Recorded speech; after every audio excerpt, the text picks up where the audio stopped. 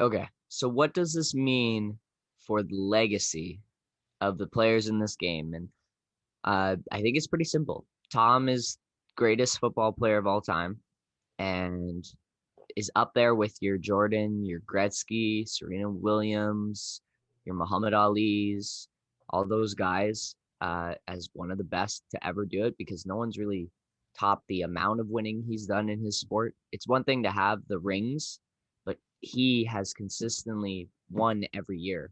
Like his winning percentage is out of this world. He's got 34 playoffs wins. The next closest person has 16. Like it's absurd. It's truly absurd. Um, Gronk gets his fourth ring and cements himself as probably the greatest tight end of all time.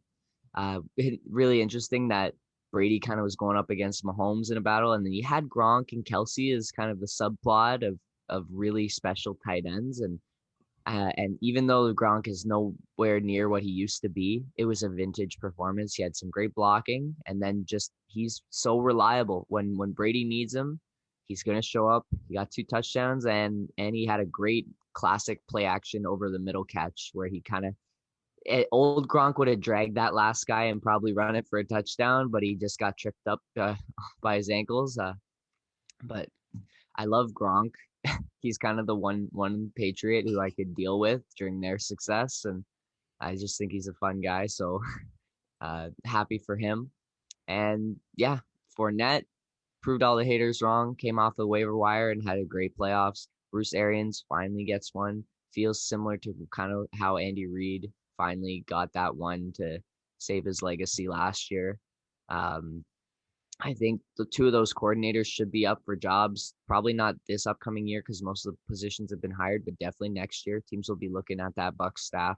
Probably Todd Bowles will get another shot after he was the coach of the Jets a couple of years ago.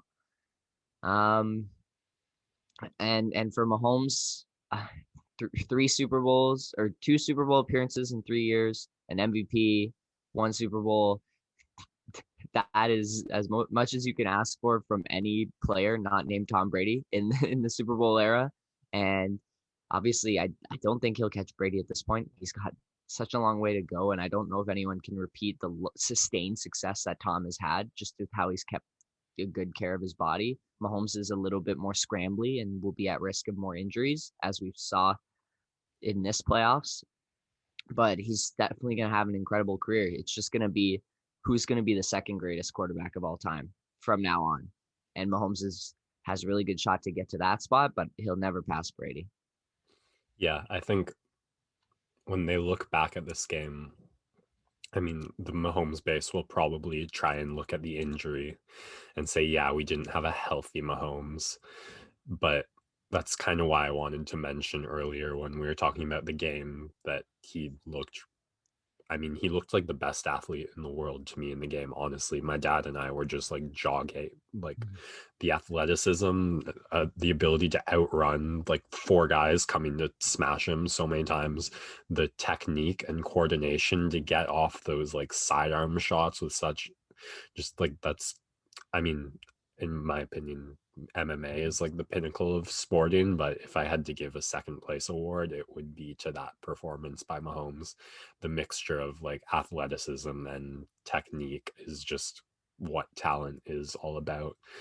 But yeah, I that kind of style doesn't lend itself quite as well to playing past 40. But and it so but I wanted to mention like how impressive is the Bucks season when you look at that 7-5 start they had that I was hearing about. I was thinking about like right around the time we started this podcast is when they I don't think they've lost a game since we started podcasting. I'd have to go back and listen to the first one and the second one to be sure, but timing lines up pretty well. And I wanted to bring that up because of they did such an impressive job of weathering and suffering that adversity and then coming back stronger for it and putting all the pieces together to become the team that won the Super Bowl. All the adversity they went through made them the team they were last night that got them the win. And so I'm so curious what Mahomes now, having been stopped by Brady twice in his 2 of his 3 playoff appearances. What kind of quarterback is that going to make him as he really just steps into his prime? Yeah, it truly is remarkable what they did. 3 road playoff wins to get back home for the Super Bowl. I think that did play a piece into it. Uh, yeah, and they had that week 13 bye week where they were the last team in the league to get a bye week, and they had a lot of stuff they needed to sort out because they never had OTAs. And Tom Brady needed to get on the same page as a lot of receivers. And as you can go back and listen to tape, I still didn't think they were all on the same page, but they didn't need to be. They just needed to be good enough to not turn the ball over. And then this defense really like took over and stepped up to the plate big time. And they went 8-0 from that bye week, just ran down the league, beat some great quarterbacks in their home stadium, Drew Brees, Aaron Rodgers.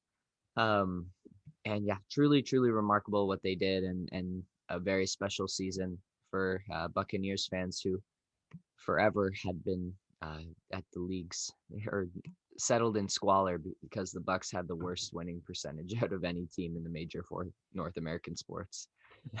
Yeah, I mean, I guess maybe we can round off the legacy. I wanted to circle back to Brady to point out 2 things. One of the ones that you just pointed out, that's going to be a huge feather in the cap that he came to a team like Tampa, or that winning percentage storyline. And the second, just something they were talking about during the broadcast, was the parity of the NFL in recent years. No team has won back-to-back Super Bowls, I think, in 20 something years. So I was texting my buddy last night just about Brady and GOAT status, and he talked about like so much winning success over such a long period of time. And the only other player that came to mind was LeBron for me. But you look at like the NBA, what's been successful, like you had the Heat era, then you had the Cavs, the Warriors, like you get these kind of super teams, and it's a matter of signing like 2 or 3 of the right star players and a few of the right role players, and that is just success bottled. Whereas in the NFL, a league where no team's been able to win the Super Bowl twice, and there's so many more pieces that have to align and be moved into the right place, and success is so much more intangible. To have that same kind of long winning over a long period of time, I think in my books elevates Brady's run probably to the top of the major sports. Absolutely. Yeah, there's not much more that can be said other than that. Like he went 9 years in between Super Bowls in New England and then had this like resurgent dynasty run where they had all they brought in some more guys, and the special thing about New England is that they were consistently near the top of the league, so always drafting late in the first round and having to find diamonds in the rough, and eventually that caught up to them, and that's why he left and came to this Tampa Bay team that was just loaded with talent because they had been near the bottom of the league consistently and had all these great pieces and had a lot of cap room to bring in some guys that Brady wanted. Uh, and yeah, this was the perfect move for him. It got questioned way back, but turns out he was exactly where he wanted and he fit right in. They let him do a lot of stuff that he wanted, bring in his staff, which never flew in New England, and uh, perfect storm. And I think they'll be right back in it next year. They'll probably be even better because they'll actually have time to go through all the scenarios that Brady loves to go through and work on little things that they didn't get to use this season.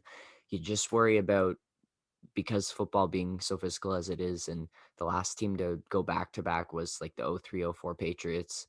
Um, it is going to be difficult for them to sustain that success. There are going to be guys who are now going to want their big payday now that they've won a Super Bowl. So we'll see if they can keep the core of the team together and see if they can repeat the success they had on both sides of the ball without injury. It's rare, but the winning team of the Super Bowl usually is a lot more successful than the losing team. So we'll see how the Chiefs are affected next year. That's the thing I'm really interested to see. Yeah, Mahomes is so special. I can't imagine he does anything but get better. But at the same time, I don't know what more he could have given it in that performance and how much more there is to add to his game. Yes, they gave the Chiefs definitely have some things that they'll need to work on, but when you've got Mahomes, you should be able to get all the pieces around him and figure things out.